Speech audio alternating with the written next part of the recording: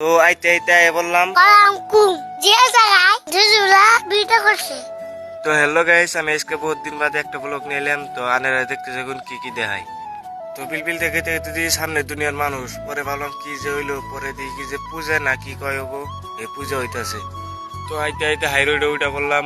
High রোডে এটা হইলো নগাঁও কয়, যেটুকে টার্নিংটা করলেই নগাঁও। তো এই জায়গায় খেতে খেতে দিয়ে ভিউটা মজা লাগলো, পরে একটা শুন নিয়ে নিলাম, ভাল লাগলো। তো আইতে আইতে বললাম তো এনেকার জায়গাটা কেমনি লাগছে কমেন্ট করে দিবেন। ওয়াও লাগছে ডাইরেক্ট।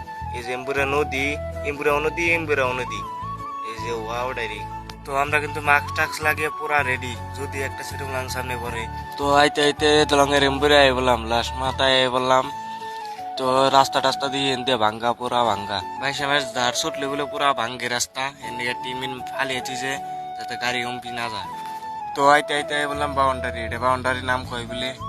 তো আয় বললাম গাঁয়ের রাস্তায় ভাঙ্গা চোরা রাস্তা, আল্লাহ।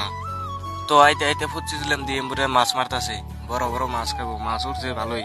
তো আমরা দুজন কিন্তু তেজপাতা গেছি, কম দূর থেকে আইলাম, আল্লাহ আরো কত দূর জান রাখবো। তো ফাইনালি আমরা কিন্তু আয় বললাম এটা কিন্তু চরের নাগালি লাগতেছে, চরে এডে আল্লাহ। চরে মারি যায় দুনিয়ার ধুইলে একদম শেষ, জুইতা মুজে একদম শেষ হয়ে গেছে। তো আমরা কিন্তু নদীর বাইরে পড়ছি, যে এনে কটা মানুষ আছে এনে দিয়ে হাত পাও দিতেছে নাই মেনি। তো ওই পাহাড়টা যে দেখাতেছে ওটা বাঘবর পাহাড়। বাঘবর পাহাড় ছাড় যাই দিলাম, আঙ্গ জীবন কিন্তু তেজপাতা, একদম গরম ধরছে, রুই ধরছে তামান। তো এক সারা দিয়ে মধ্যে গেছে একদম ওই যে। তো ব্লগ এই তোরই শেষ।